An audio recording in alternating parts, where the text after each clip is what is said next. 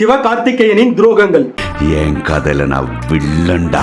கதை நம்பர் 1. சிவகார்த்திகேயன் இவ்வளவு பெரிய ஆளானதுல இமானுக்கு மிகப்பெரிய பங்குண்டு. ரெண்டு பேருக்கும் பயங்கரமான அண்ணன் தம்பி பழக்கம். சரி, தம்பி ரொம்ப நெருக்கமாயிட்டாரேன்னு சொல்லிட்டு சிவகார்த்திகேயனை இமான் தன்னோட வீட்டுக்குள்ள விட்டா, நம்ம சிவகார்த்திகேயன் தான் கடின உழைப்பாளியாச்சே, மேற்கொண்டு ஹார்ட் ஒர்க்க போட்டு ரொம்ப உள்ள போயிட்டாரு.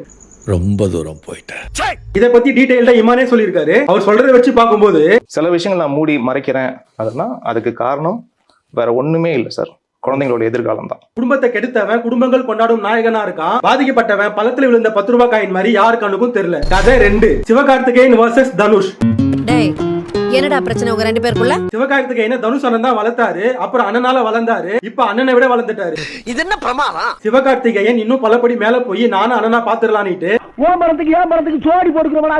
பரோட்டா கடைக்கு எதிரில் இட்லி கடை போடுற மாதிரி அண்ணன் தனுஷோட ஆபீஸ்க்கு நேர் எதிர்த்தாப்புல சிவகார்த்திகேயன் ஒரு ஆபீஸ போட்டாரு. நீடா போட்ட? ரெண்டு பேருக்கு என்னதான் பிரச்சனைன்னு தோண்டி நோண்டி நோண்டி தோண்டி பார்த்தா கர்ம பல கன்றாவியான கதைகள். அதை அப்படியே மூடிடுவோம். ஏன்னா எதை நம்புறது எதை நம்ப வேணானே தெரியல.